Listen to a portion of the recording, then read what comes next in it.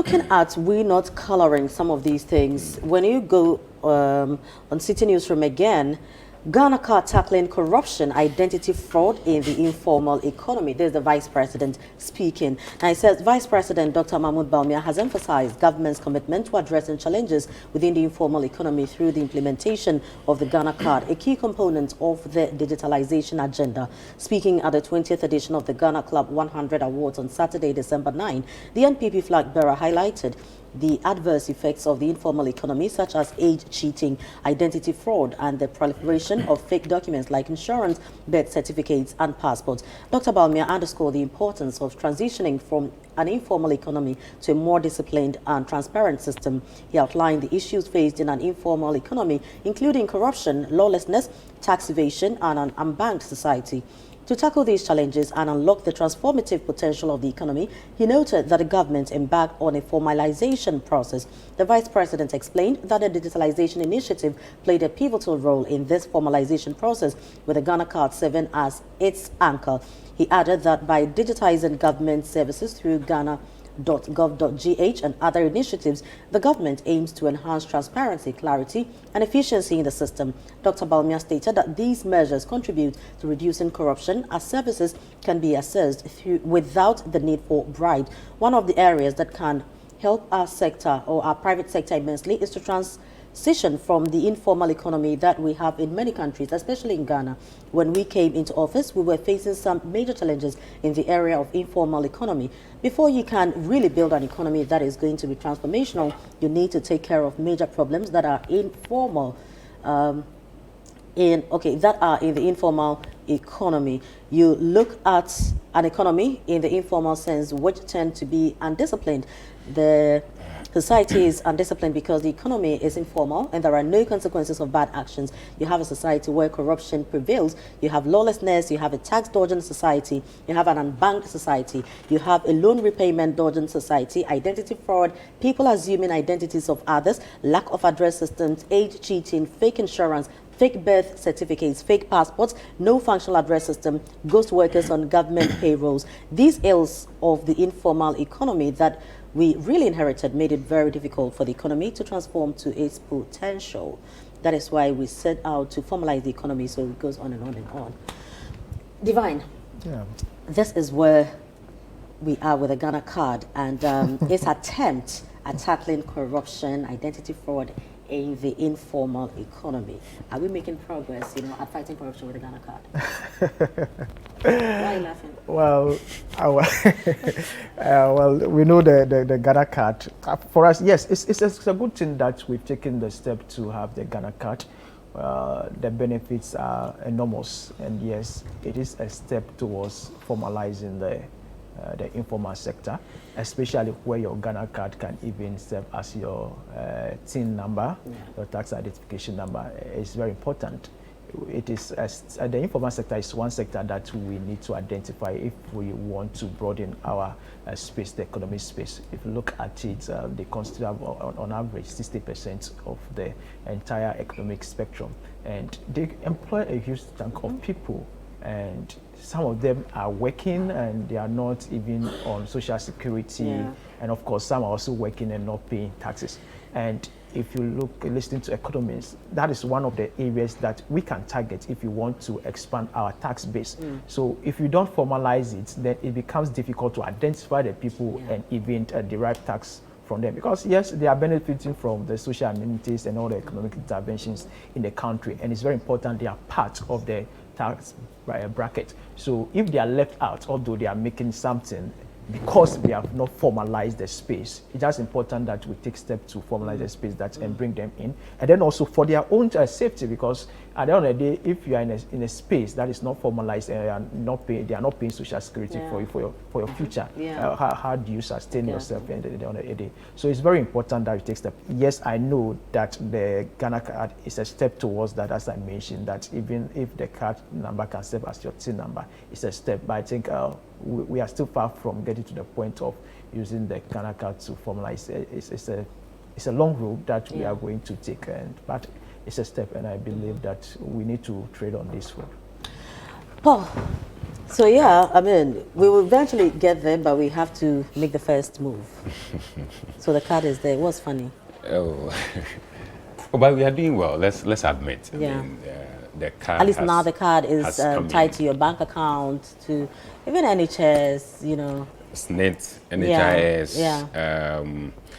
yeah. What's the other one? TIN. Yeah, exactly. These are things that are helping, you know, as far as the card is concerned. Yeah. And my good senior, the good professor from PESCO, of course, Professor Tifwa Yeah. is there and doing wonders at that side. Digitalization largely has done marvelously well, Yeah. you know, in terms of our informal sector, and it's roped them in. We talk of Momo now. Almost every, you know, artisan Yeah. owns a phone, and so the Momo bit is helping, so that there's that financial inclusion that is bringing everybody, you know, on board. Again, we can also talk of removal of ghost names from the controller and accountant general. It's also largely helped. We can also mention, you know, the GPS addressing system, which has come in handy. And then we can't talk about all of these without looking at the issues that have bedeviled, you know, the card. What do I mean?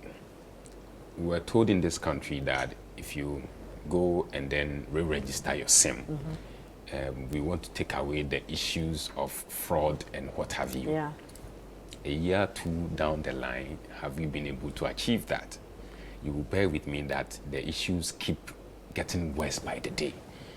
We have anonymous calls or calls coming in for people to, as it were, approve whatever on their phones. Sometimes even without your knowledge, you see a prompt on your phone, and if you're not careful, you log in, everything goes away from your phone. Yeah. So, as much as we are applauding the drive with regards to the Ghana card and, of course, the digital economy, let's also not belabor the point that there are bottlenecks that critically needs to be addressed. Let's talk about passport even in particular. I was trying to do an online passport registration. It took me in excess of 2 weeks to go through just filling the form. 2 weeks. So if we have such challenges... Why did it take you 2 weeks? I don't know. You log in there, what do you call it? Site under maintenance. Okay. So you log in, that's the same issue, and then one time it goes through, you start the process, and then it goes off, you come back, maintenance, and you go through... Come again. Say again? Maybe yours is an outlier. Because only took me less than an hour. I mean, there are issues, or there are cases where people went through even minutes, Yeah. right, just to register. But I don't know, maybe because of the numbers they are receiving, the numbers are quite high. I don't know. But I'm sure you also agree that, you know, once we decide to embark on this journey, right, some of these issues will come up, and then we solve as we move on. We can't just identify all the challenges and solve them, I mean, from the initial stage. Fema, you see, I think that sometimes also the human element plays a huge role. Sure. Is it not possible that people deliberately are frustrating the system just to inure to their benefit? Because, I mean, we all heard the minister lament a few months back on some of the issues that she's received, even as a minister, from prospective applicants.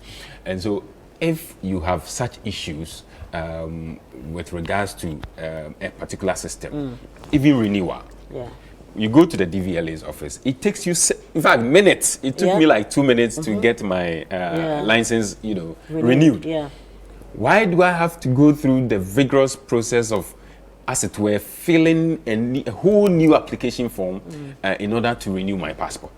I mean, these are things we can look at in the interim, get them resolved, to avoid the large queues that we are seeing and finding ourselves at the passport offices, all right, go to the regions. Accra alone, go to Tema. Yeah. Look at the numbers of people applying for passports and the queues. In fact, there are cases that people have been put to next year to actually come in and take their photographs. Next year, May, next year, April, next year, March, next year, June. And you wonder, just to take a photograph for a passport. Sometimes you feel like, should I take my own photograph and bring to you? What is going on? Just to even renew your passport. So there are issues with it, despite the benefits that we are enjoying. There are issues that I think that it can be resolved. Right. So it can be looked at, and I think that we haven't done badly at all as a country yet. Right. So I'm sure we'll still raise some of these issues, and then we hope that the people at the Home of Affairs will handle it.